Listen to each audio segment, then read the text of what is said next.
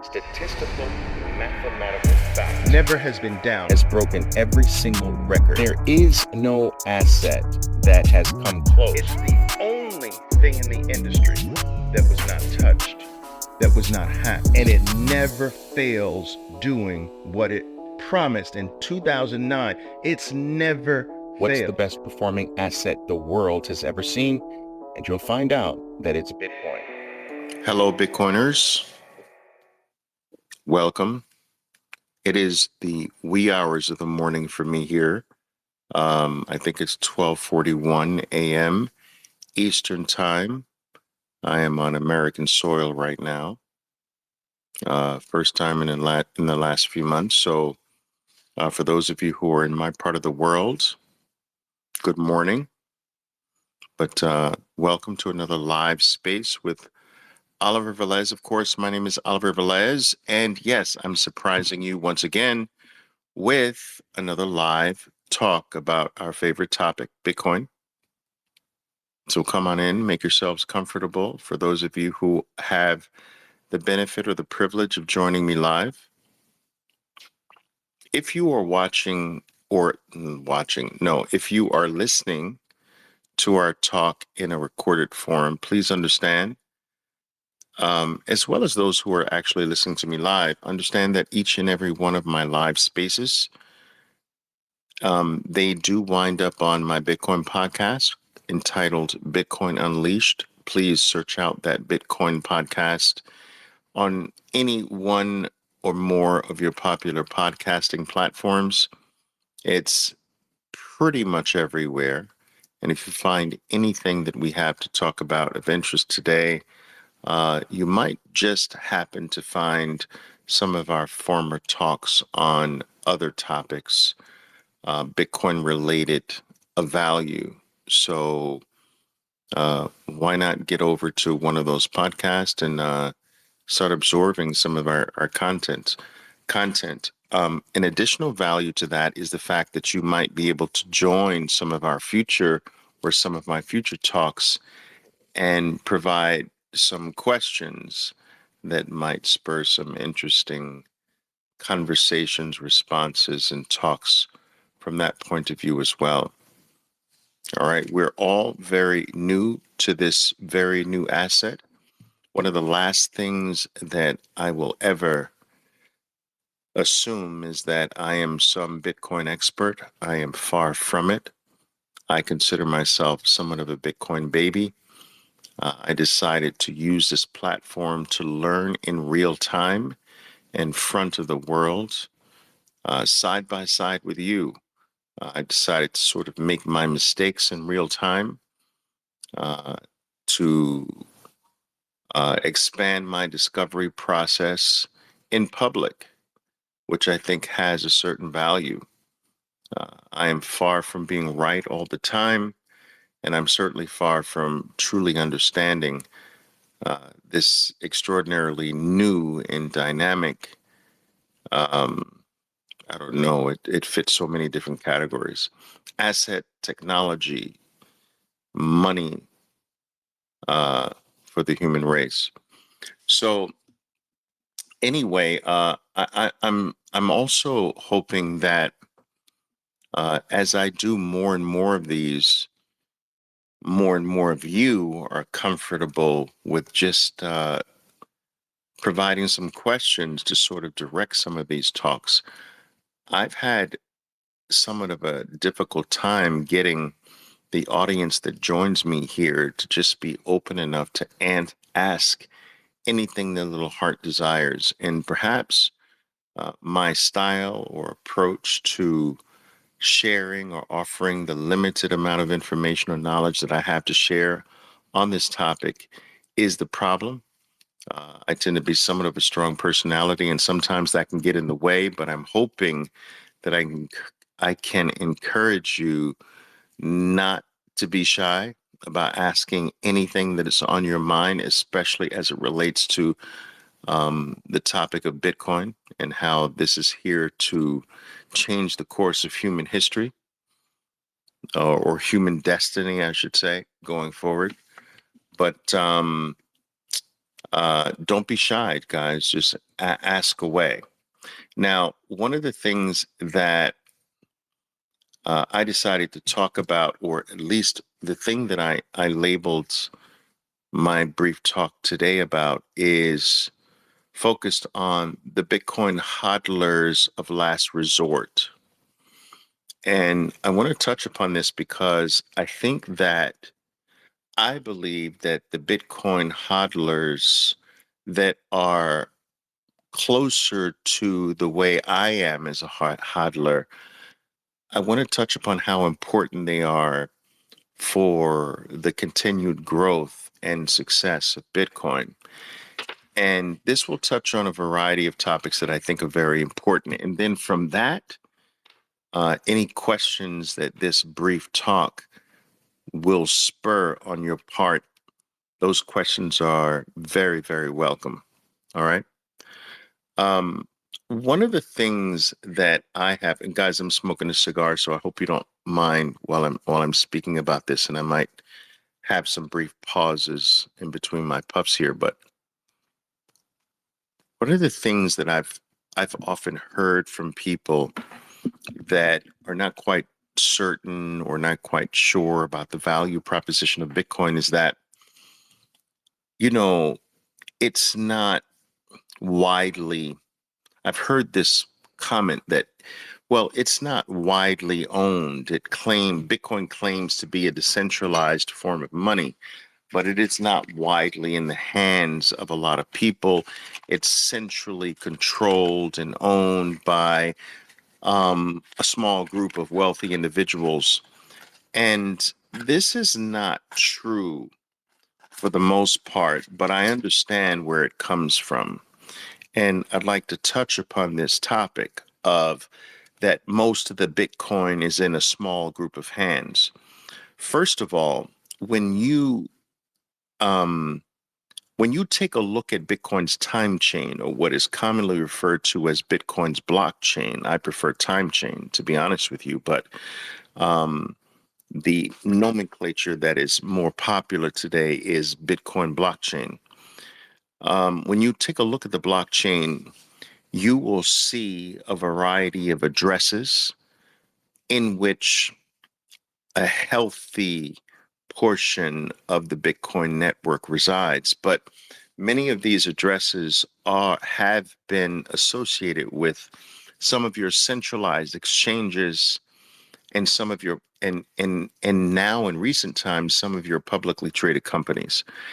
And one of the things that I think is lost is the fact that many of these addresses, these centralized addresses, they are that's Bitcoin held on the behalf of millions, hundreds of thousands, if not in some cases millions of individual Bitcoin owners. So, for instance, Coinbase as a centralized exchange is, collectively one of the largest owners or holders, I should say, of Bitcoin, but they hold Bitcoin on the behalf of millions of individual users. Even if you look at a company like MicroStrategy, who in the mid to latter part of 2020 decide what was one of the first publicly traded companies to make Bitcoin its central um, uh, treasury asset on the books of the publicly traded company. That Bitcoin by MicroStrategy is largely held on behalf of, you know, tens of thousands of individual owners.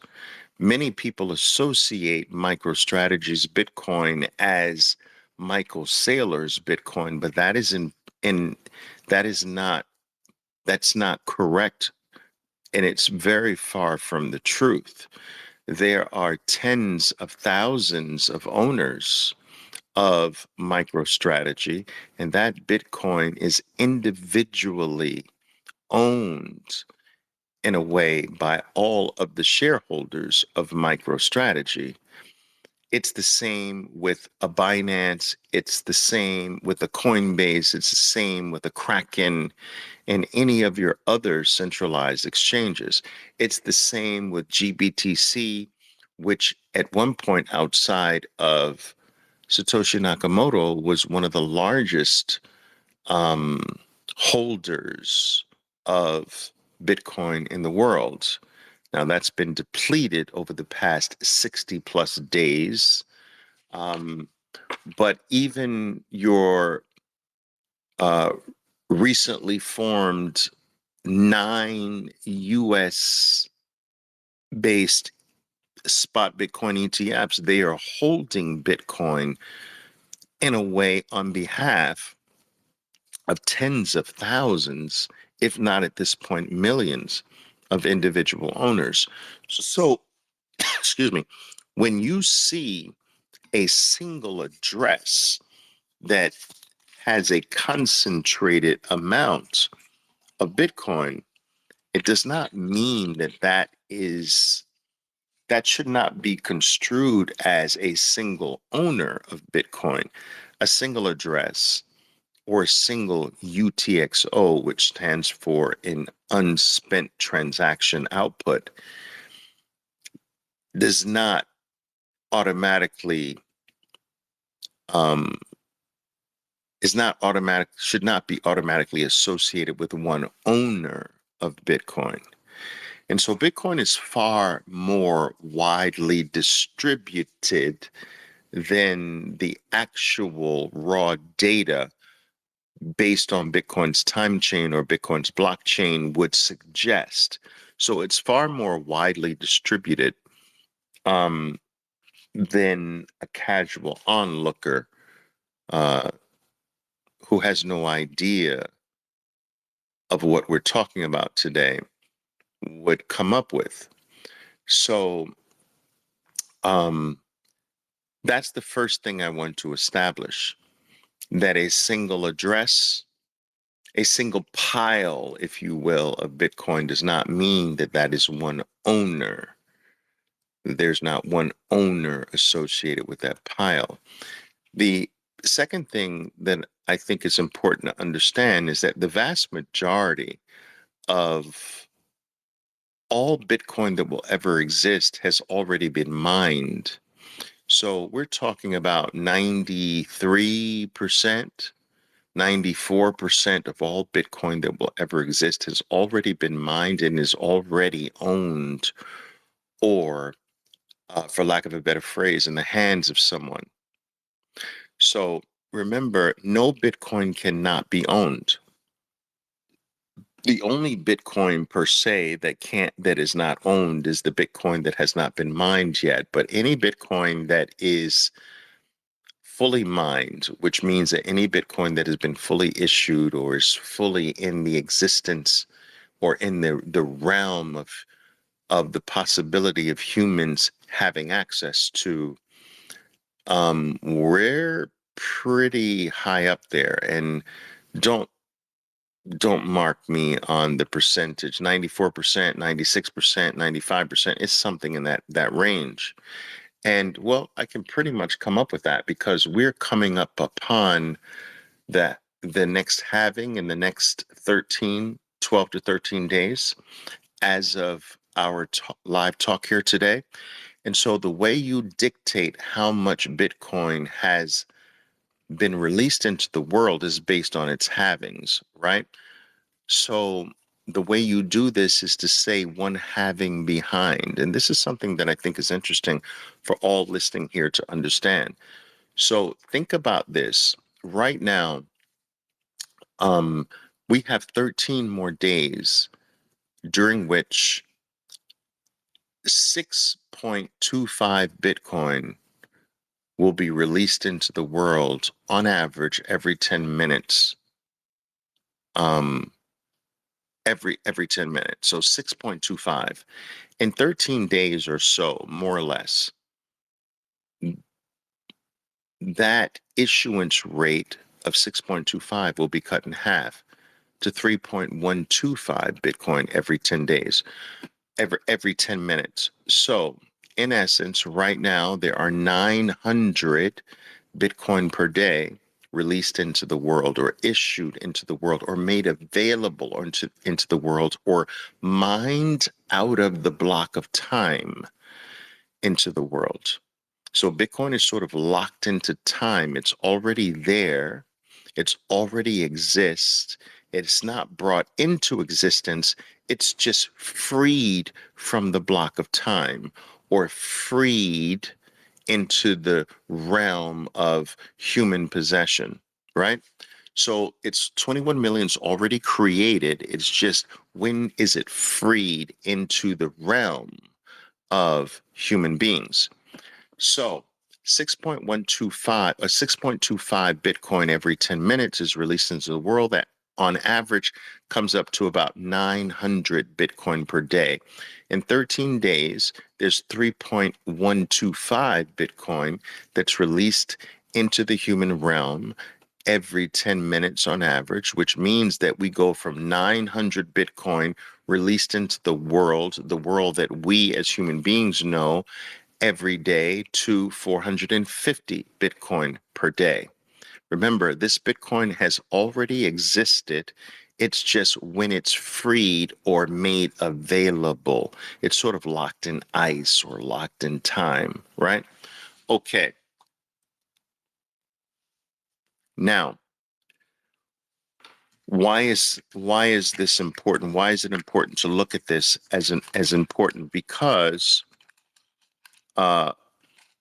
one, I guess I kind of lost my thought here in a way, but um, one one reason why this is important to look at this way is that Bitcoin doesn't really have an inflation rate. It has an issuance rate, and that's not some semantics. That is that is a very important distinction as far as I'm concerned. So you'll hear a lot of Bitcoiners talk about Bitcoin's inflation rate compared to gold's inflation rate and every other asset's inflation rate. And I think that that is a wrong approach when it comes to this rare asset. Bitcoin has zero inflation. It has an issuance rate. An issuance rate is very different from an inflation rate. You can only have an inflation rate when you have no idea of what the ultimate supply of an item is.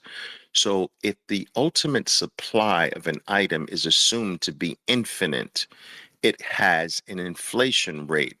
But when you have advanced knowledge of the ultimate supply of an item, when you know that there is only 21 million, or you know for a shoe store that there's only 21 limited pairs of shoes, or when you know for a donut shop that today we only have 50 donuts, whatever, when you know the ultimate number, then it is not an inflation rate when you make the donuts available, or when you make the pair of shoes available, or when you make one of the 21 million Bitcoin that will ever exist available. That becomes issuance. So inflation is when you increase the ultimate total supply of an item.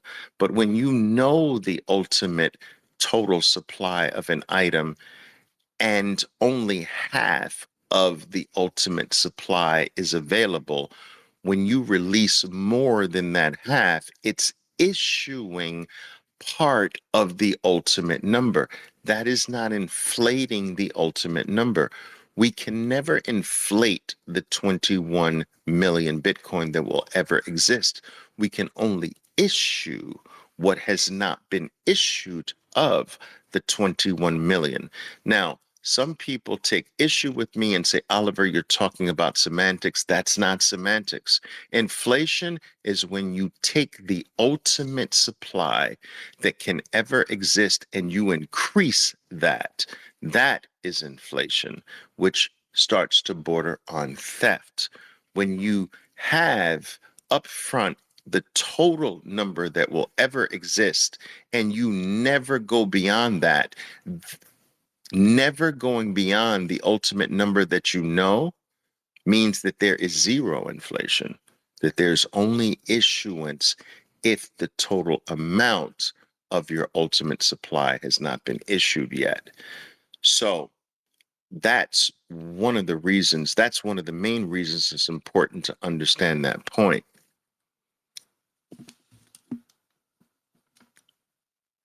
Now,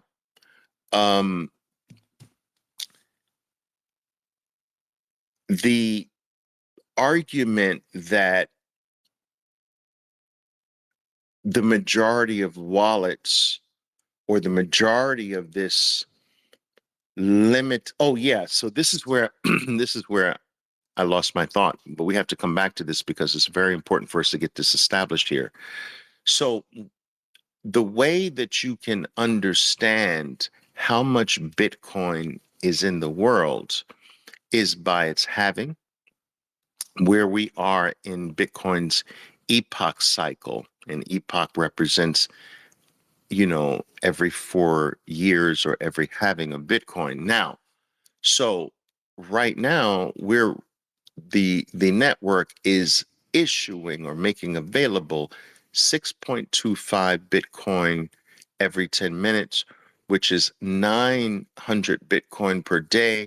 In 13 days, we go to 3.125 Bitcoin on average every 10 minutes, which reduces or halves the issuance rate from 900 per day to 450 per day, right? So think about this. Think about the number per 10 minutes, though. This is the number that we need to focus on.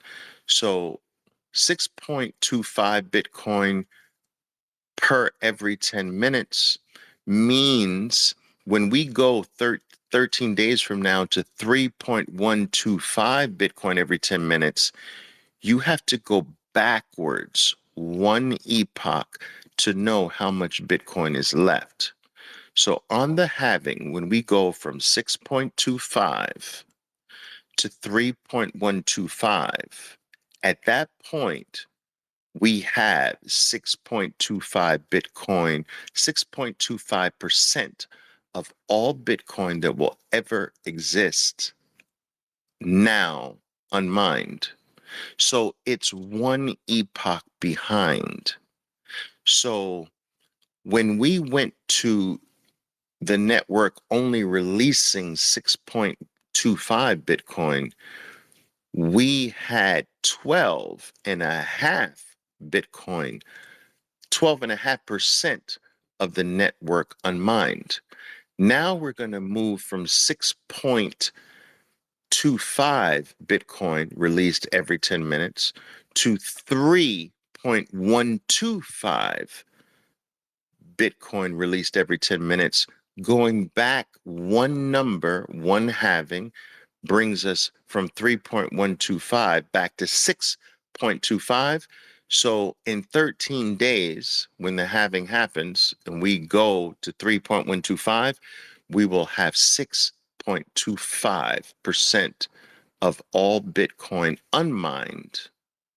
So we are close, very close. In 13 days, we're close to 95% of all Bitcoin mined that will ever exist.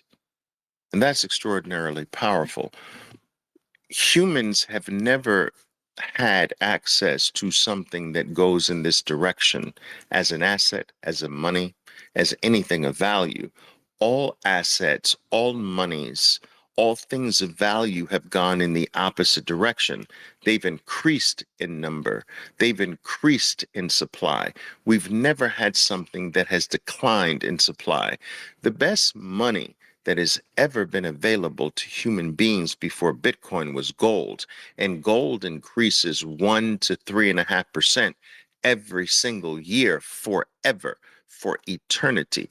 Why? Because the asset is infinite in nature. It's under oceans, which we haven't even begun to explore. It's in mountains, which we haven't begun to explore. Gold is not scarce. It is just unavailable based on two things, or scarce based on two things. It's scarce because our technological wherewithal hasn't reached a certain point.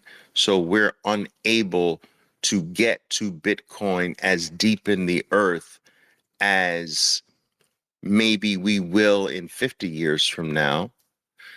And in addition to that, we it's not as profitable at $2,300 an ounce to mine it where we can get to it. And Bitcoin doesn't have these issues, right? So it doesn't matter what our technological wherewithal is, how advanced we become, how cheap energy gets, how advanced the Bitcoin miners become, you can only get 3.125 Bitcoin virtually every 10 minutes out of into existence, no matter what your technology, no matter what the level of your computing power is, no matter how cheap your energy is, nothing has influence over that time schedule, which is one of the reasons why, one of the mind blowing reasons why you can legitimately say that Bitcoin is time. In fact, Bitcoin is the purest form of time because time, not in the hands of humans to manipulate or control, is the ultimate true time.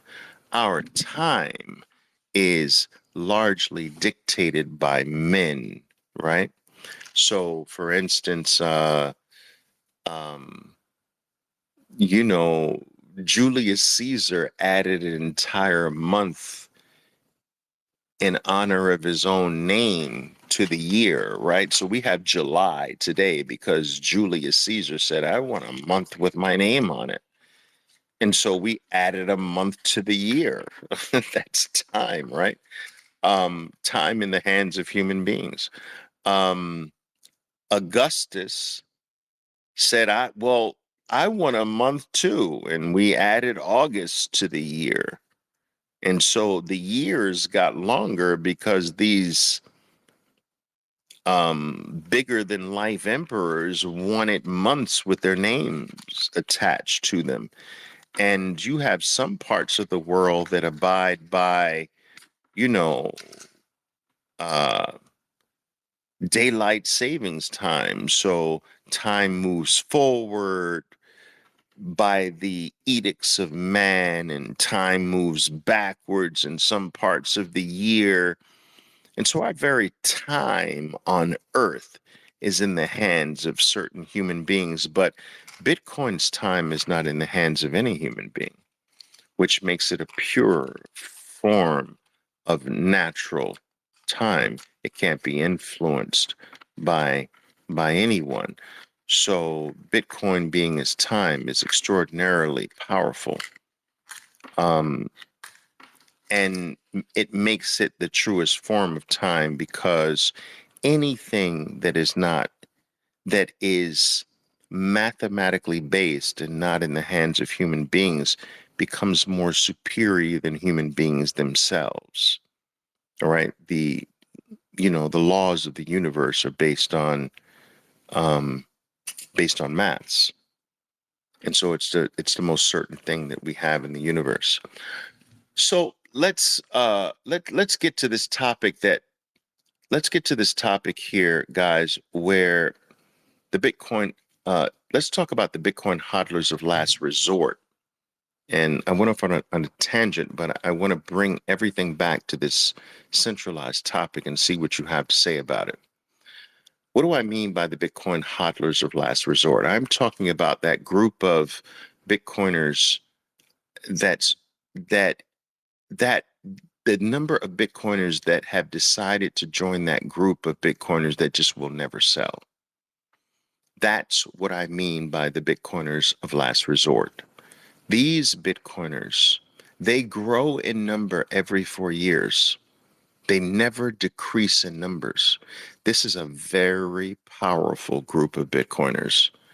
They, in my opinion, they are part of the fabric of Bitcoin. Are, they represent that group along with miners of Bitcoin.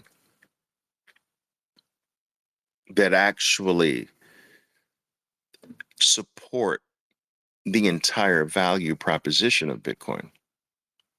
These players, for lack of a better word, they are not concerned, moved, or influenced by what another measuring stick tells them that Bitcoin is worth. So they are not interested in what the opinion of the US dollar is. They don't care if the US dollar says that what they hold or value as dear, Bitcoin, is 72,000, 71,000, 35,000, or 15,000. To them, that doesn't matter.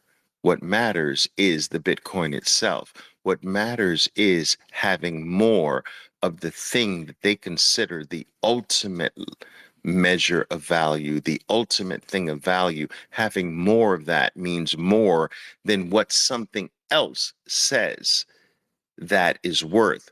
So remember, when we talk about the price of Bitcoin, we are using something else other than Bitcoin to judge its value.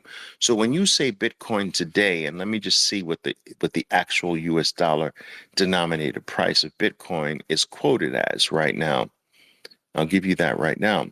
So right now, Bitcoin is quoted based on what I have right now, 71, give me a second here, 71,000, just above. So it's $71,100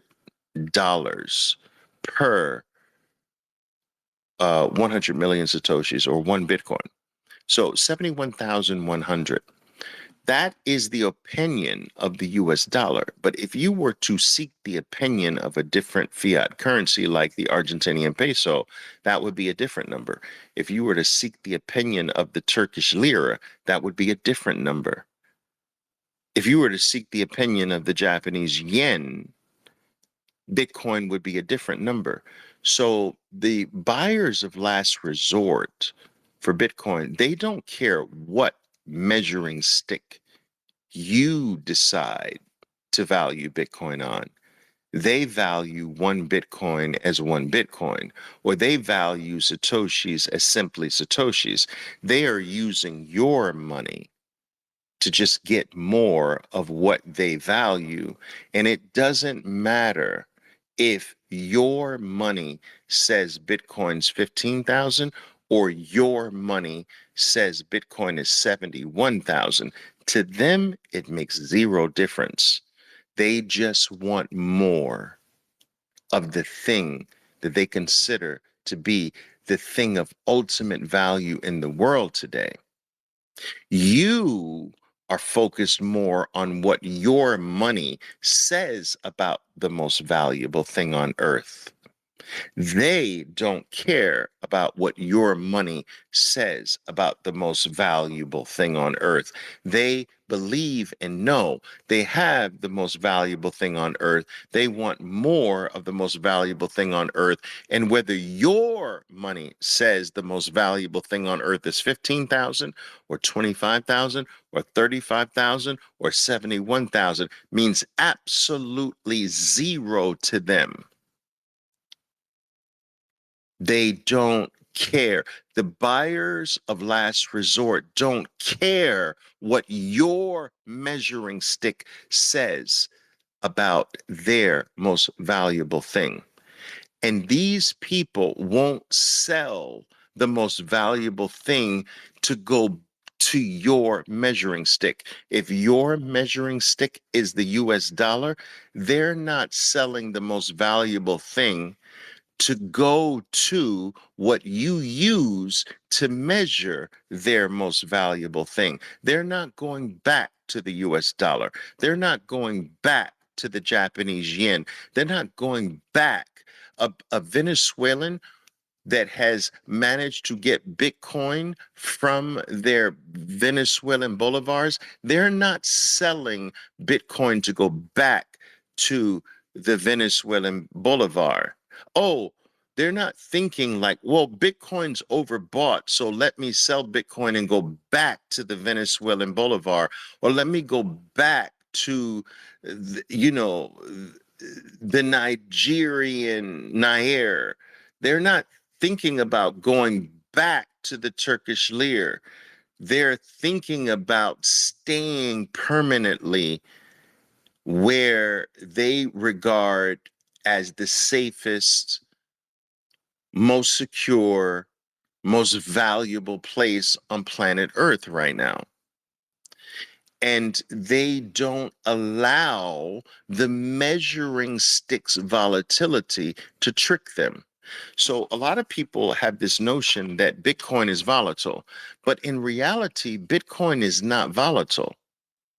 How can in 13 days, right now it's 6.25, but in 13 days, virtually every 10 minutes, 3.125 Bitcoin will come into the world, virtually every 10 minutes for 4 years. No human being can change that. It'll stay the same. How is that volatile? How is there will never be more than 21 million Bitcoin to ever exist for human mankind? How is that volatile? How is never being hacked ever in the history of Bitcoin volatile? Isn't volatile, it's hacked today, it's hacked tomorrow, it's hacked next week, it's not hacked next week, then it's hacked next week, then it's down next week, then it's not down next week. Isn't that volatile? But how is never being down? How is that volatile? How is never having been hacked ever in its history? How is that volatile? How is virtually every 10 minutes the same amount that it promised it would do every single 10 minutes and never fail? How is that volatile? Bitcoin's not volatile. Bitcoin's the most stable thing in the realm of human existence. What's volatile is all of the fake shit that tries to measure the thing of certainty. The uncertain things like the dollar, the uncertain things like the Argentinian peso, the uncertain things like the Venezuelan bolivar, the uncertain things are trying to pinpoint the certain thing. They're trying to put their finger on the pulse of the certain thing. The uncertain things are trying to gain a gauge, but they can't because their nature is so different. They're the ones that's volatile. They're the ones that's uncertain. They're the ones that's uncertain. They're the ones that's controlled and manipulated and pushed around and moved around by human beings, by small groups of privileged men that change the price from month to month. They're the uncertain ones. They're the volatile ones. And those uncertain, volatile things are trying to give you the opinion, trying to push their opinion of Bitcoin on you. Bitcoin is the most stable, unvolatile thing in the universe because Bitcoin, at the end of the day, is maths. 1 + 1 = 2 is not volatile. That formula is not volatile. Bitcoin is the epitome of mathematics. Mathematics can't be volatile. Mathematics can't be uncertain. We are being tricked to look at Bitcoin through the wrong glasses. And I today refuse to accept the view from the glasses called the US dollar, or the glasses called the Japanese yen, or the glasses called the Turkish lira, or the glasses called the Venezuelan bolivar.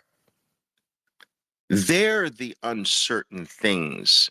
When I take those glasses off, I see the most stable thing that human beings have ever come in contact with as money, as an asset, as a store of value, as a vault to bank their life and their future on. The buyers of last resort are the growing group every 4 years that come to this realization that I'm talking to you about right now, they, in increasing numbers, understand that you're not going to trick me anymore. I'm taking the glasses off. Do you understand? I'm not looking through your lens anymore. Your lenses have tricked me long enough. I refuse to believe what you're telling me. I refuse to believe that one Bitcoin is not one Bitcoin. I refuse to see it through your lens because you manipulate my lenses. You are in control of the pictures that I see through the glasses that you give me. I don't accept the glasses anymore. I don't accept the lens. I don't accept the picture through the lenses that you give me anymore. I am now the buyer of last resort. If you want to give me, if you want to give me the ability to get the most certain thing on earth for fewer bullshit pieces of paper, I'm taking it. I am not going to look at that as negative. And so these buyers of last resort, these converters of bullshit to the real, paper government money to the real thing that is not controlled by any government on planet Earth, these buyers grow in number every 4 years, and they set the floor for Bitcoin, meaning that back in the day, the floor was set at $100 a Bitcoin, and you could never get Bitcoin below $100 because everyone who was a buyer of last resort would just take everything available there. Then that buyer of last resort level moved to 1,000. And then that buyer of last resort level moved to 10,000. And there was a certain point where if you brought Bitcoin anywhere near $10,000 of Bitcoin, every single buyer of last resort would take it all. And then now where is that buyer of last resort? It's probably going to be somewhere around 50, 60,000. And then the next buyer of last resort level might be around 120,000. And then the next buyer of last resort level might be around 510,000. It will continue to rise as Bitcoin is greater, is understood in greater numbers. And remember, and think of this. We've had these rising levels of buyer of last resort levels with less than 1% of the world owning it. What are the levels going to be when we get to 3% of the world owning it, 5%, 10%, 20% of the world owning it? It's freaking stupefying. Less than half of 1% of the world owns Bitcoin, and we're at $71,000. Half of 1%. Where are we going to be at 3% of the world? That's freaking insane. Bitcoin's the best performing asset on planet Earth. It has beat every single thing that we have ever known as a species, not by a little bit, by orders of magnitude, by numbers that are so stupefying we can't even pronounce them. It has beat everything that human beings have ever known with half of 1% of a drop of human intervention, not human intervention, but human adoption. Less than half of 1% caused it to beat everything that human beings have ever known. So where's it going to be at 1%, 3%, 5%? 10%. We're already at 71,000 with less than half of 1% of the world in it. And a lot of people sort of comically challenge me on this, Oliver. There's more than half of 1%. There's more people that have Bitcoin. Well, then show them to me. You can't show me anybody in your family that has Bitcoin. Think about that. You can't show me a single person that has Bitcoin. How many people in your family own Bitcoin? Zero. How many friends own Bitcoin? Zero. How many neighbors? Zero. How many church members in your church group own Bitcoin? Zero. Less than half of 1% of the world is in it, and it's the best performing asset, the ninth most valuable asset on planet Earth. What is it? The 13th most valuable currency on Earth. It's freaking insane. And it's just the warm up. How can you say that Bitcoin's even started with half of 1%? That's like getting in your car. And back in the old days, we used to warm the cars up in the wintertime. There's no warming of cars up now, but, my grandmother used to send me out to her red Pontiac as an 8-year-old, and I used to love when she would allow me to do this. I'd go out and start the car and rev the engine to warm it up for her. I used to love pressing my foot on the accelerator just to warm the engine up. That's the stage we are in Bitcoin, and it's beat the pants off of everything we've ever known in the warm-up stage. Imagine when it's ready to take that Pontiac on the road at 5-10% adoption. It's crazy. It's insane. I am a buyer of last resort.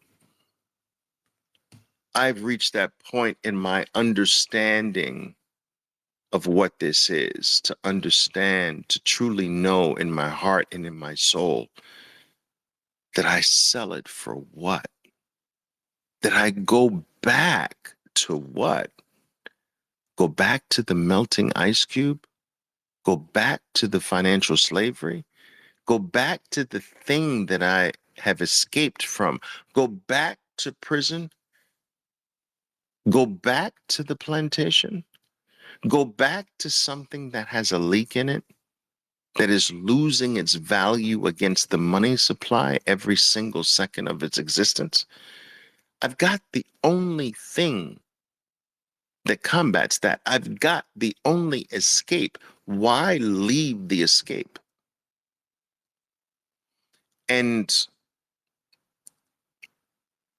I know that for the majority of people, it's very difficult right now to wrap their minds around this concept that you never sell this.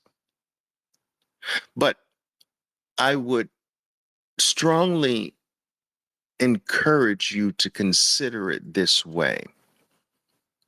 I want you to consider that at some point, what you are accumulating today, and let's say you are accumulating Bitcoin, I want you to understand that there is going to be a point where you'll be able to use the value of your Bitcoin without ever diminishing the amount of Bitcoin that you have. You see, I think that the fear today, when people have a problem grasping this notion of mine that you never let it go, that they say, well, Oliver, how can I take advantage of it? Like I'm making a sacrifice today to enjoy something later. So how do I enjoy the fruits of this sacrifice? And what I will say to these people is that I truly believe that in short order, this is not some decades away, in short order, you will be able to use the value of your Bitcoin without ever letting go of your Bitcoin. And it is our obligation today, if we truly want to take full advantage of this opportunity, to not let it go until that happens. Now, let me explain what I mean by this.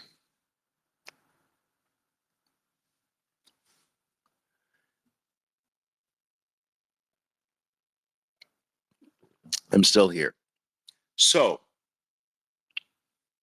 I want you to think about becoming educated about a topic.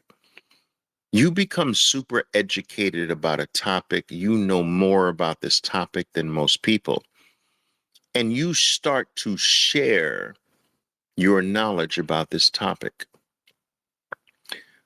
As you share your superior knowledge about this topic, do you become less knowledgeable the more you share it? No.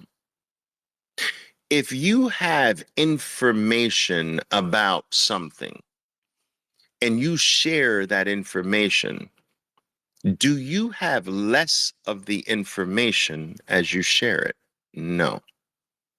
If you become super skilled about something and you decide to teach someone the skill, you take on an apprentice. As you share your skill with the apprentice, do you become less skillful? No. You don't lose your skill. You don't lose your expertise. You don't lose your information. You don't lose your knowledge. Bitcoin is this otherworldly element that exists in a world in which you can share it and not lose it. It is not like gold, which exists, is an element that exists in the old world. It has mass. It is part of matter. And so part of the analog world where it is matter and has mass, when you give 20% of your gold or share 20% of your gold with another human being, you have 20% less of matter, less of this dense item.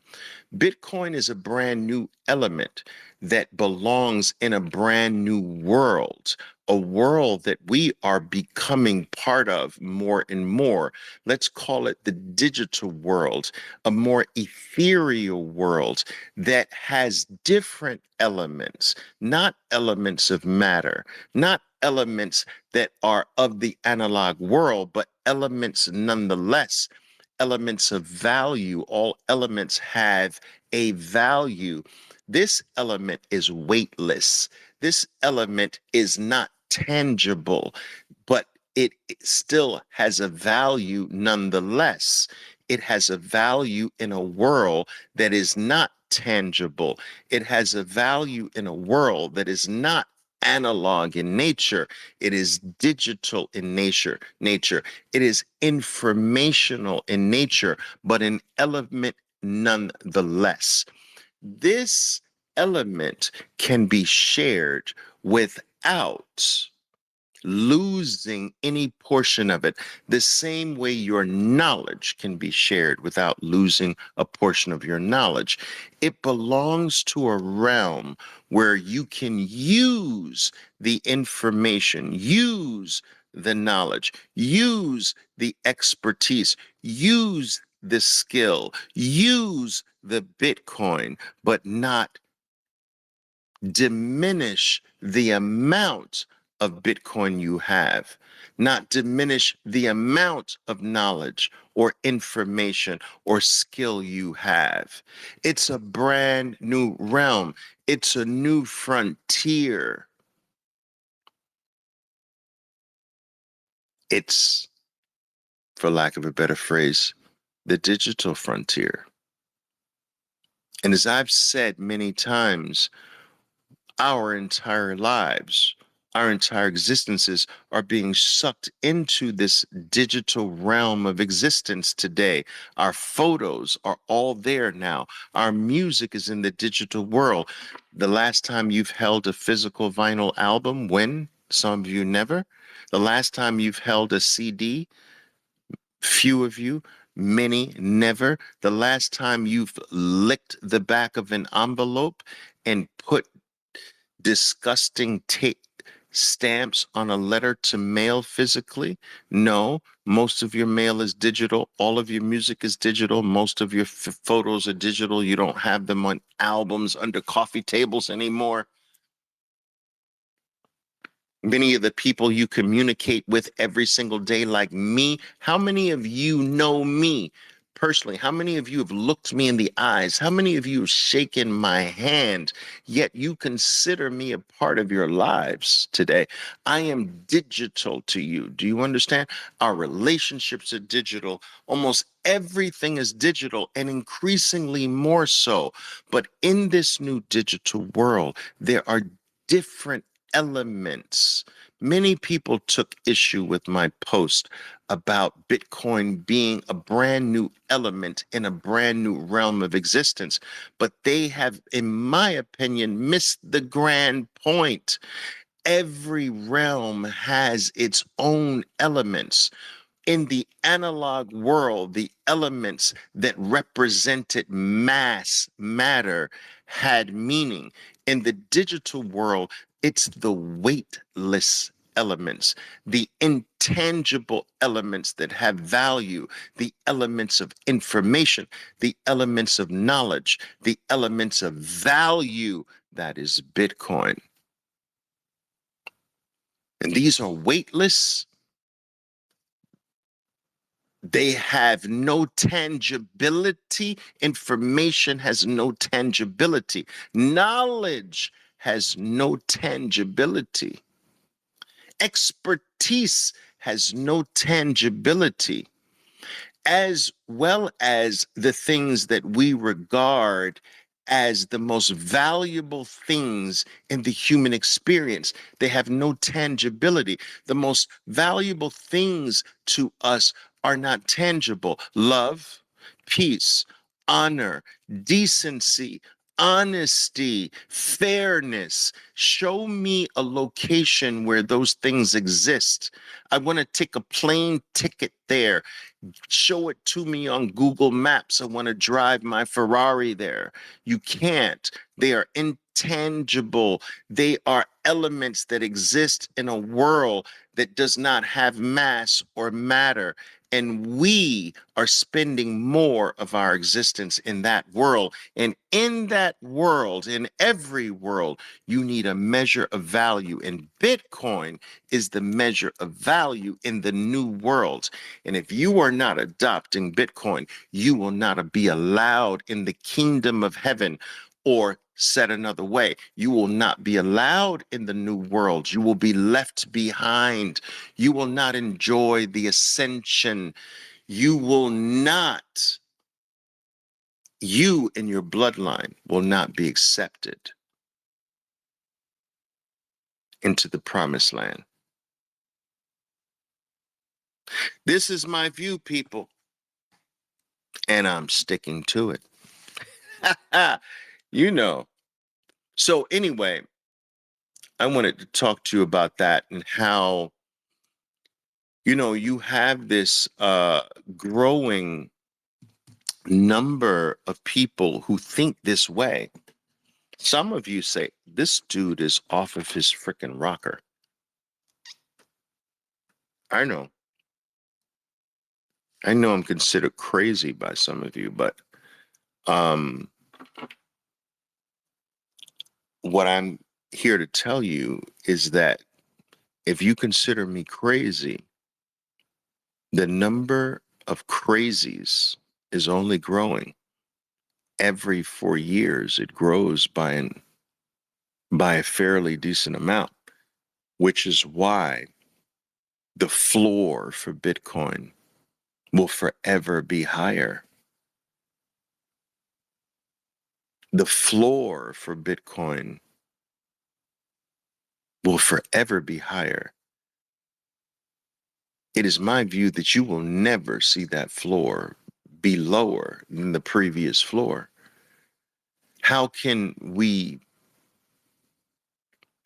be lower, and only half of 1% of the world has adopted it. You don't go lower from half of 1%. You only go higher. You can go lower from 95%.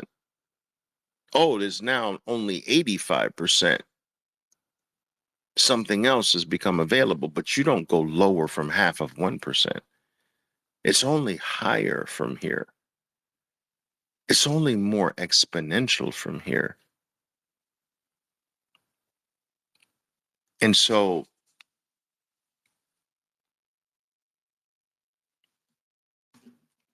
you know, I would strongly suggest that you buy into the notion that the best for Bitcoin is in front of us. I'm actually somewhat tired of trying to combat this idea that, oh, well, we can't expect what Bitcoin has done in the past. It's all downhill from here. You like, how can you be downhill from half of 1%? And there's 99.5% left. Like, how? Like, that doesn't even mathematically make sense. That if you were to study the adoption curves and the adoption rate of every single thing on planet Earth that's ever existed, from cell phones to iPads, electricity, internet, television, radio, airplanes, cars, horses, electricity, the wheel, anything that human beings, fire, anything, we're still adopting fire. And it's how many millions of years? We're still not 100% adopted in fire, and it's millions of years old. Electricity is how many hundreds of years old? Electricity use, how many hundreds of years? We're still not even near full adoption of electricity. Airplane travel, think about this. There's one in every 4 people on planet Earth. Think about this. Only 1 in every 4 people on Earth has ever stepped foot on an airplane. We're not even close to 20% adoption of air travel in the world. And that's 100+ years old industry. There's far more advancements in air travel, far more adoption in air travel. And the vast majority of the future is in front of air travel, not in back of it. And Bitcoin's less than half of 1%.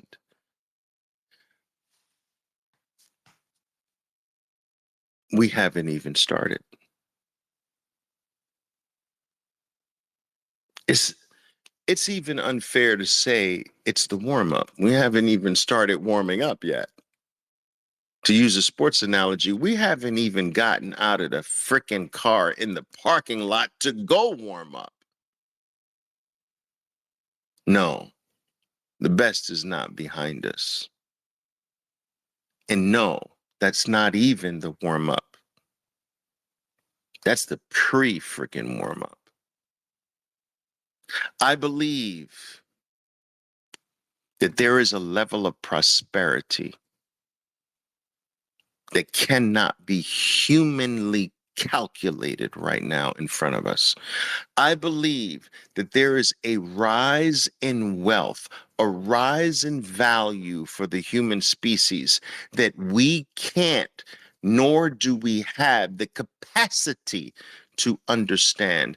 I believe that everything that has been accomplished by the human species up until this point is not even close to what is going to happen. And I believe that the thing of value that measures all of that future, almost incalculable growth is going to be Bitcoin. We as a species we haven't begun to start producing yet. I also want you to consider this. Please do this. Please consider this. I want you to consider that it is estimated that there are going to be 10 billion people on Earth by the year 2050. That's 25 years from now, maybe 25, 26 years from now. So there are 2 billion more people coming for your Bitcoin. There's only 21 million. And we say that right now, at this instant, there's not even nearly enough millionaires to have one Bitcoin. There's not even enough millionaires to have half a Bitcoin. Today, there's 2 billion more human beings coming here. They're not born yet. Some of them are, but the majority of them are not born yet. There will be human beings born forever. More human beings are coming here, and they're coming for your Bitcoin. You don't think this limited thing is going to become increasingly more valuable as more human beings come here looking for it, searching for it, fighting for it, scrambling for it? You think the new human beings are coming for a rock? You think the new human beings being born here are going to trust government paper? It's a freaking failure, is it not?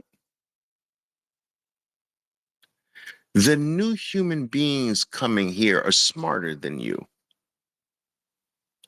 And let's take it even one step further.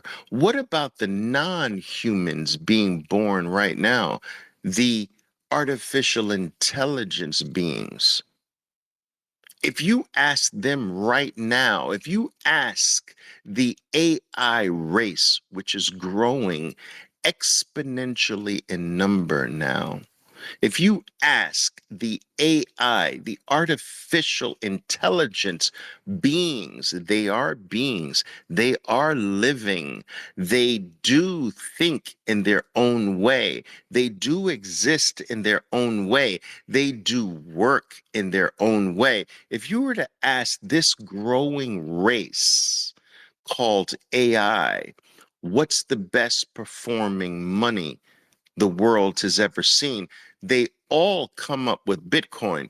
When they start demanding pay, what do you think AI is going to accept when you ask them how much purchasing power has the US dollar lost since 1913 and they give you the answer?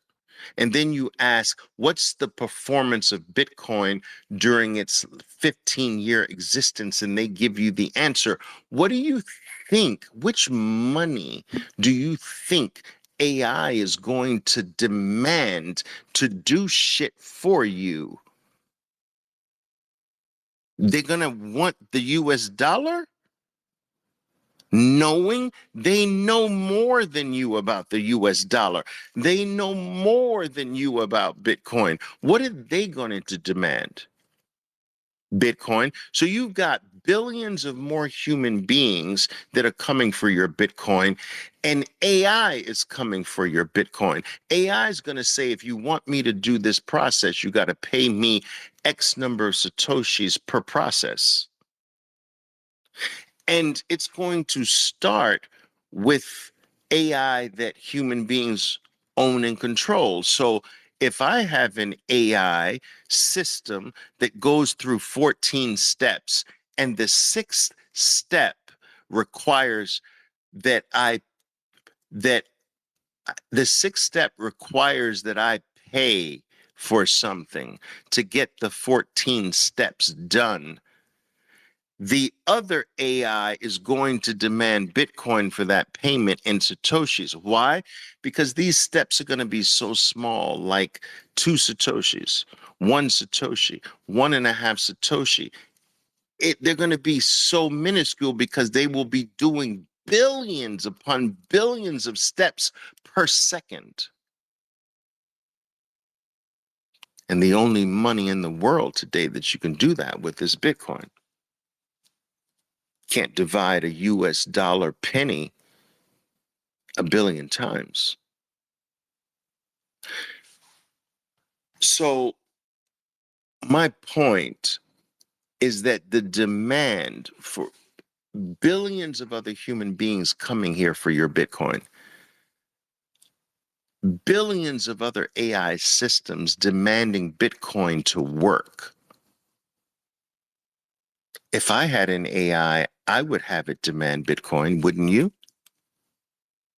If it was doing 2 billion processes per day and I wanted you want access to my AI system that does 2 billion processes per day. I'm going to charge you 2 Satoshis for every process. I can't charge you dollars or pennies, but I can charge you Satoshis. And and my AI can actually have its own wallet and interact with the Bitcoin time chain. It's freaking crazy what's going to happen, guys. What's on the brink of happening. All right. What's my message? Stack harder and try to become one of the Bitcoin hodlers of last resort. I think this term was initiated or popularized by an OG Bitcoiner, Trace Mayer. I miss him. I miss Trace Mayer. Sorry to see him leave the Bitcoin community, but I believe he was the originator of that term, the Bitcoin hodler of last resort, or holder or buyer of last resort, I should say. Anyway, guys, what questions do you have for me today?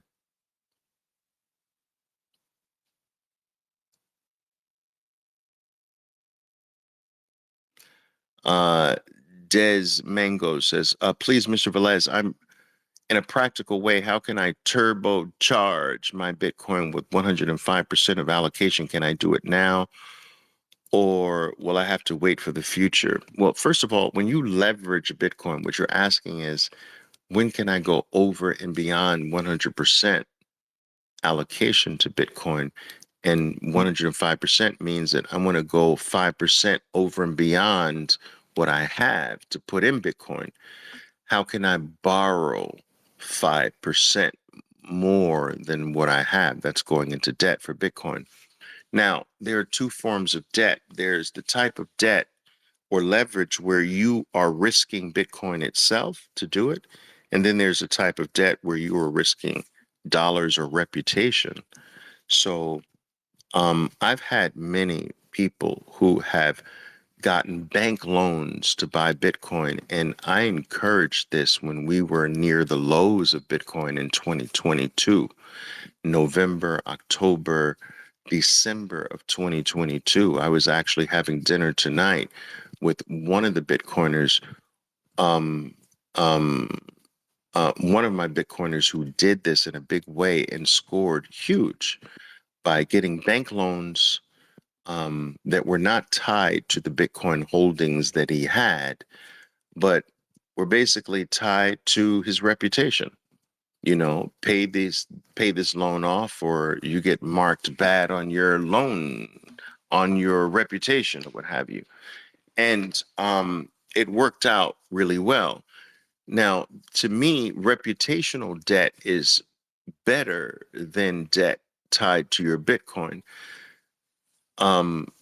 Debt tied to your Bitcoin is when you are putting your Bitcoin up as collateral. Now, that's okay, but you have to be a little bit more careful, because the last thing you want is if you renege on the terms of the debt, that your loss, the Bitcoin that you posted as collateral is lost. You don't ever want to put yourself in that situation. So the 105% allocation theory is based on the fact that Bitcoin would have to actually fall 90, it would actually have to fall 95% or close to one. It would have to almost go to zero for you to lose your Bitcoin. So one of the safest forms of turbocharging your Bitcoin is just a little 5% extra. Like, you think about it. Bitcoin would almost have to go to zero to get you wiped out of your Bitcoin. But you add a little extra juice to your Bitcoin. Like, it's better than just holding Bitcoin with no juice. That 5% extra could, over time, be extraordinary.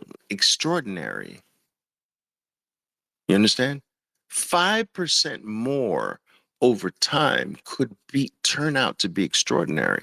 Like, think about what that 5% represents today if it were applied all the way back in 2010. Like, $1 put into Bitcoin in 2010 is over $50 million today.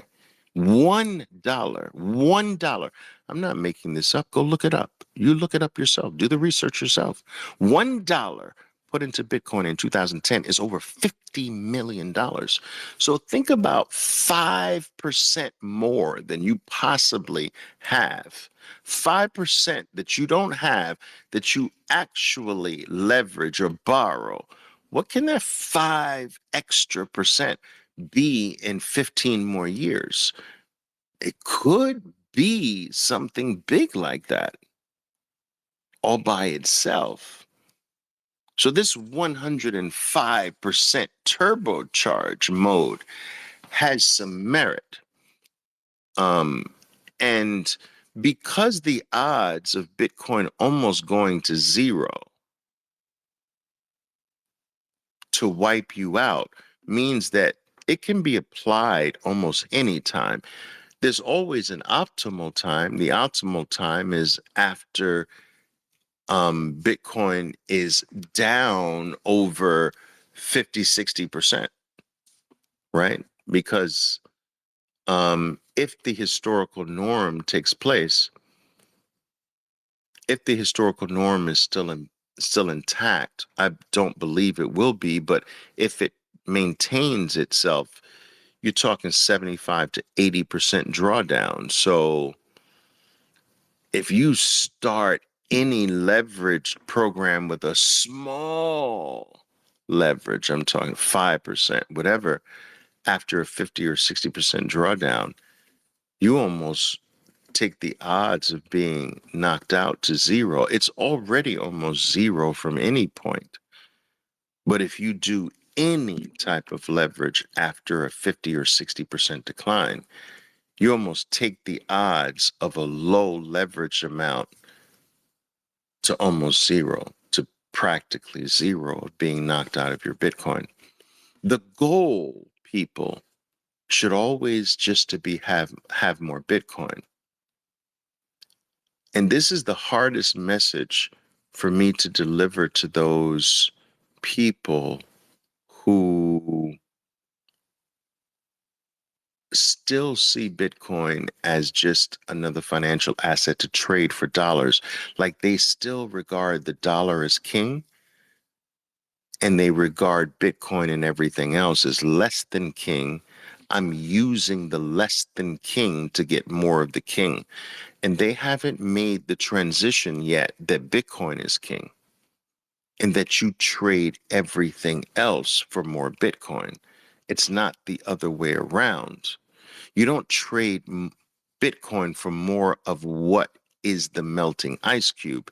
You trade more of the melting ice cube to what is not the melting ice cube. And they haven't made that transition yet. It's an IQ test, and only the highest IQs right now get this.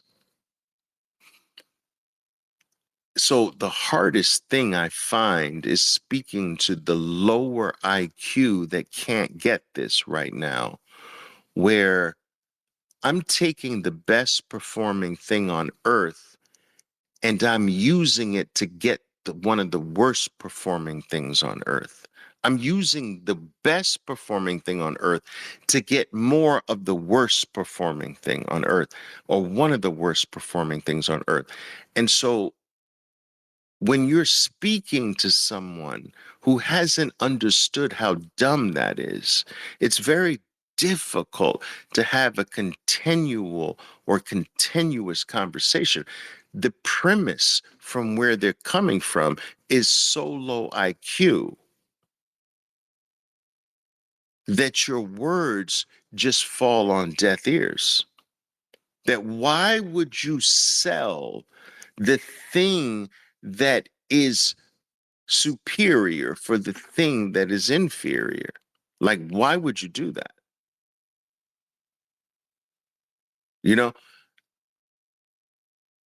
this is why Bitcoin is the ultimate IQ test that most people don't even know that they're taking.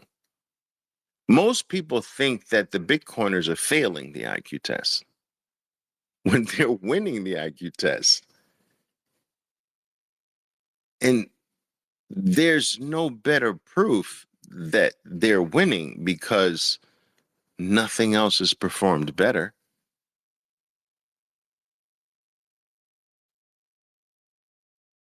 Everything else is collapsing against it. And they still think that the Bitcoiners are losing, which is dumb. So, like I said, it's the ultimate IQ test. An IQ test that they don't even know that they're taking. But they will know. Everyone in the world knows eventually.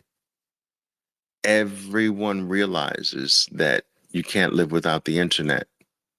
You know how many people took the internet IQ test and failed in the mid 1990s, in the late 1990s? You know how many people were calling it a fad all the way up to 2010? It's crazy, right? But they finally took the test.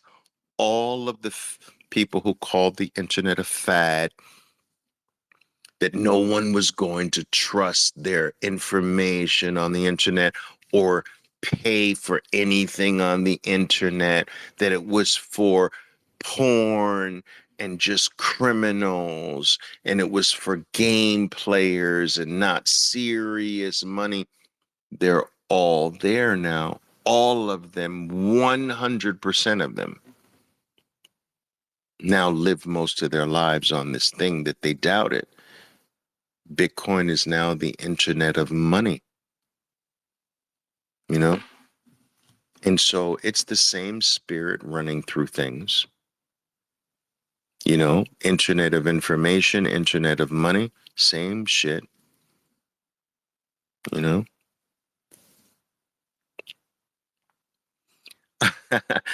Bitcoin, Bitcoin, I always have a hard time saying your name, my friend. I'm so sorry.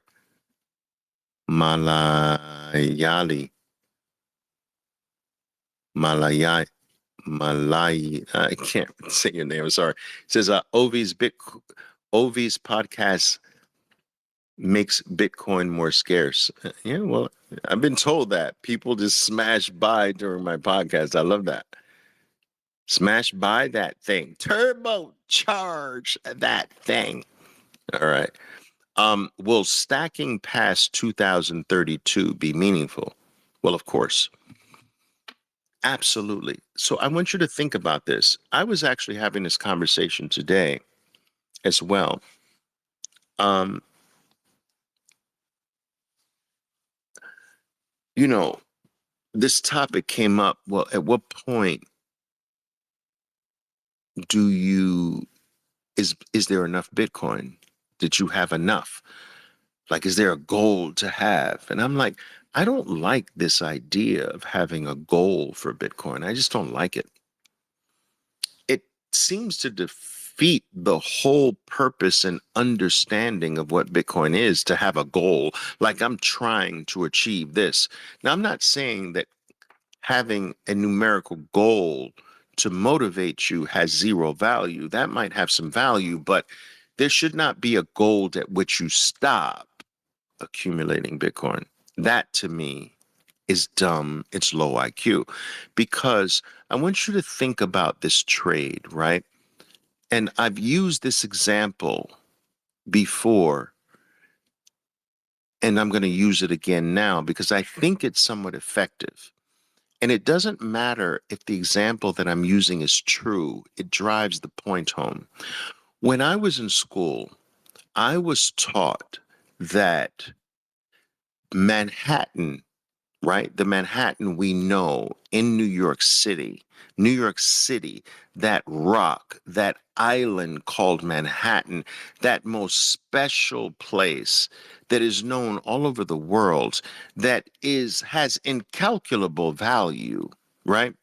This place called Manhattan, I was taught in school during my formative years that it was sold, that the native Indians sold Manhattan to the early settlers for one pig and a blanket to stay warm.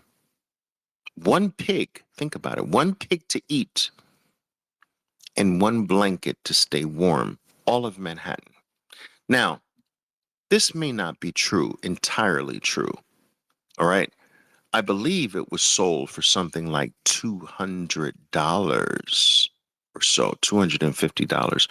But let's not even go there. The story was that all of Manhattan was sold for one pig and one blanket to stay warm.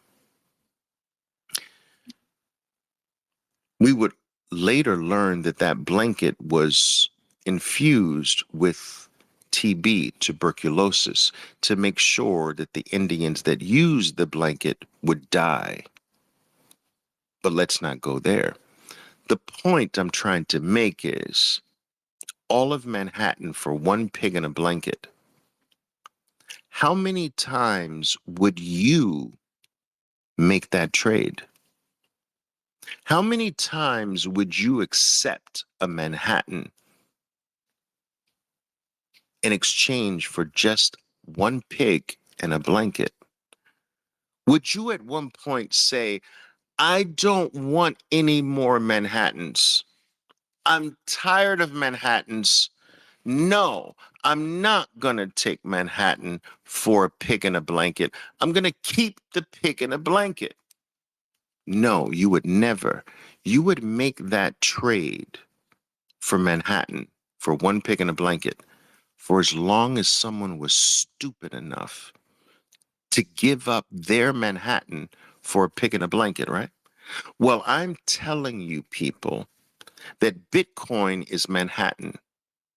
And the US dollar, the Japanese yen, the Venezuelan bolivar, the Mexican peso, the Argentinian peso, the European euro, that's the pig and a blanket. And so when should you stop changing a pig and a blanket for Manhattan? When should you stop changing US dollars for Bitcoin? European euros for Bitcoin, Japanese yen for Bitcoin, Venezuelan bolivars for Bitcoin, Argentinian pesos for Bitcoin. Are you kidding me? They all go down every single second you hold them. That's a pig in a blanket. Bitcoin goes up forever every 4 years of its existence. When is it?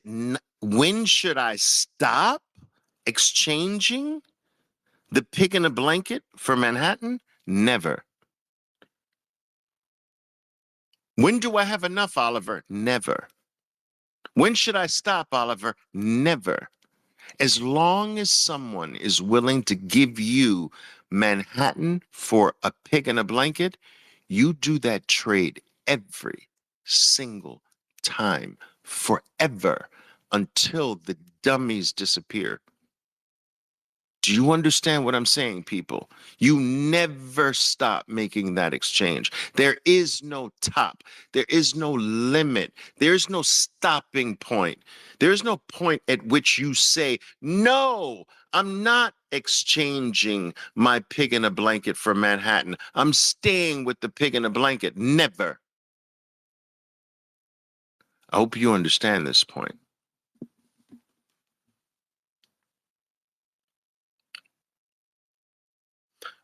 Nate Watt says, your thoughts on Giovanni's Bitcoin power law model. Thanks. Listen, I will say this. I like what all models do for Bitcoin. They bring attention to Bitcoin. They bring scrutiny to Bitcoin. I love scrutiny as well. Everything is positive for Bitcoin. Whether I have a true belief in the model or not is a different matter. All models are flawed. All models are not true. No model can be true against truth because a model is not the truth. So, with that understanding, I will tell you this. Upon brief investigation, and I'll be very fair and honest in saying I haven't done a truly deep dive on it, it's not something I'm particularly fond of. But that is without doing truly a deep dive. I just do not buy into the concept of diminishing returns, which is a component or part of the power model, the power law model. I don't believe in that. You can't have diminishing returns after 0.5% adoption. That's not how anything human beings have adopted has ever gone, ever. The most exponential period of performance in an adoption curve is in the middle, not in the first half of 1%. Half of 1% of the world has Bitcoin, people. We're not close to half of the world having Bitcoin. That is the most explosive period in any adoption curve throughout history. And what the power law assumes is that there's diminishing returns from this point onward. Half of 1% diminishing returns. I can't buy that. Not even from the simplest components of mathematics. I can't buy that. So not a huge fan, but I am a fan as far as models drawing attention to Bitcoin. All right. Hodl BTC LTC says, another great one, Oliver. I appreciate that. Thank you. I truly do appreciate that. I hope these things are useful to you. Guys, I will tell you once again, I'll remind you that, I will not be doing these things indefinitely, posting, tweeting, answering questions, responding to your DMs, doing lives here forever. This is very unsustainable for me. I decided about 2 years ago to use Twitter, now X.com, to leave a history of electronic footprints, for lack of a better phrase, behind that people can refer to 5 years from now, 3 years from now, 10 years from now, 2 halvings from now, 12 years from now, whatever, 8 years from now, 3 halvings from now. And I was inspired to do this by me studying, almost trying to study or go over what every single line, every single post, every single comment on forums of the past that was ever said about Bitcoin. And I've done that.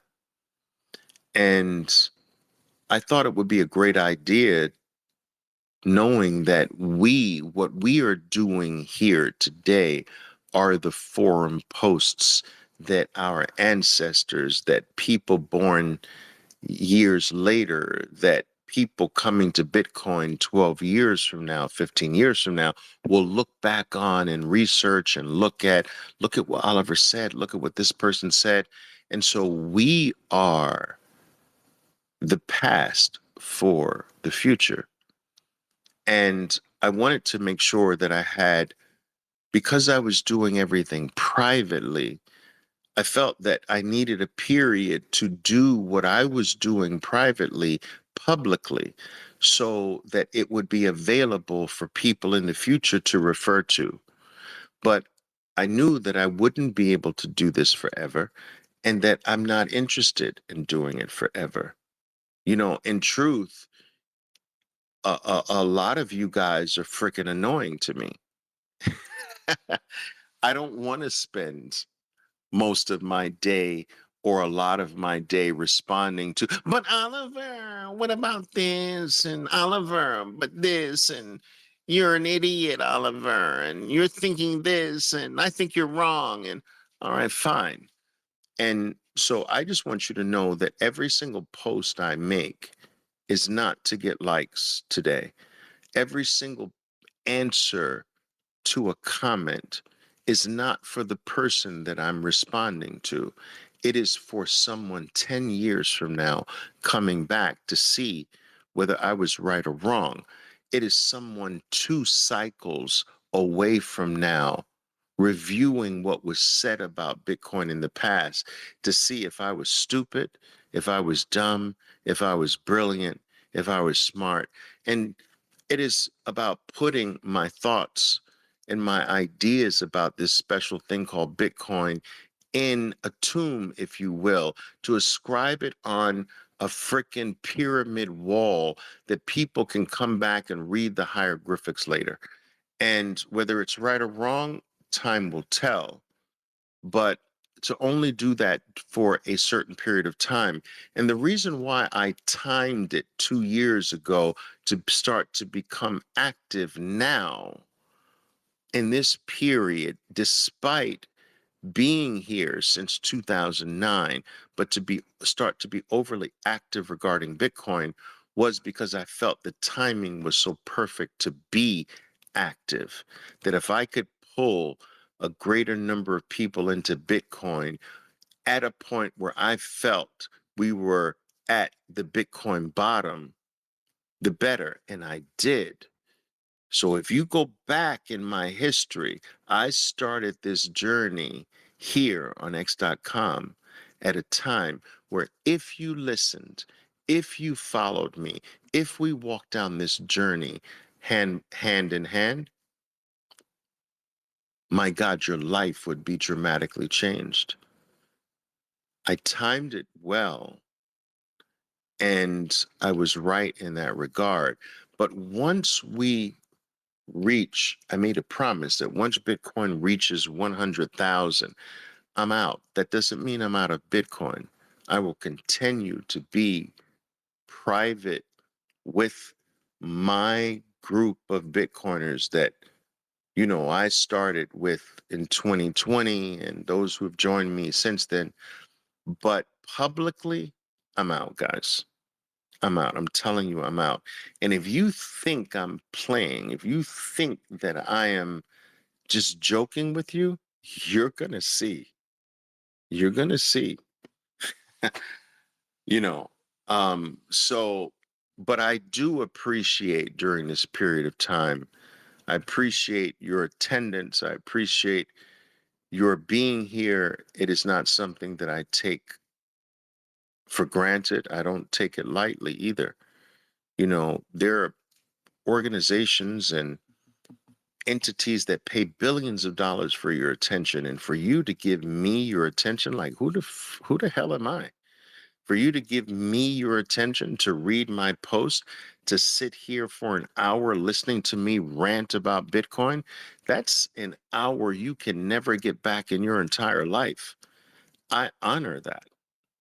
I hope you feel that too, that I honor it. I try to give you everything from my soul. It might not be right. We'll see. But I think it is.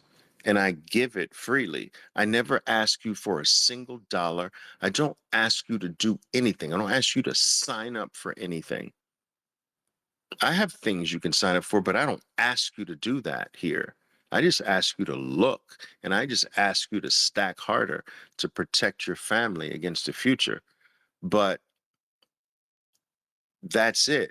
But at 100,000, guys, I am telling you to the penny, I'm out. I wish I made it lower. I'm counting the days here.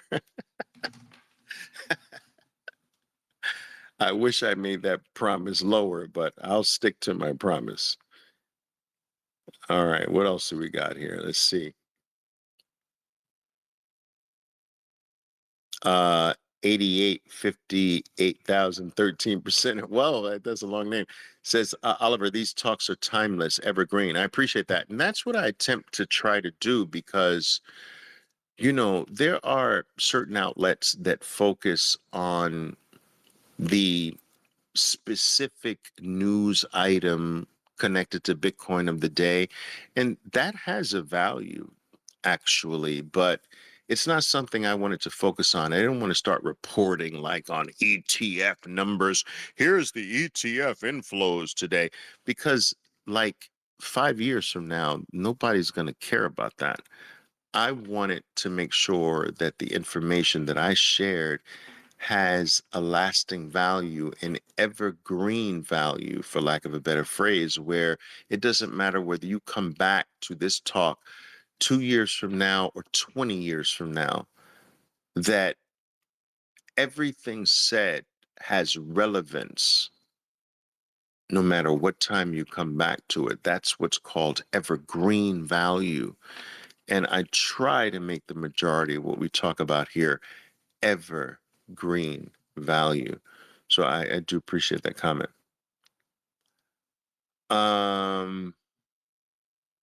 Lisa says, fantastic session. Cannot thank you enough. Thank you, Lisa. I appreciate that. All right. I think that's it.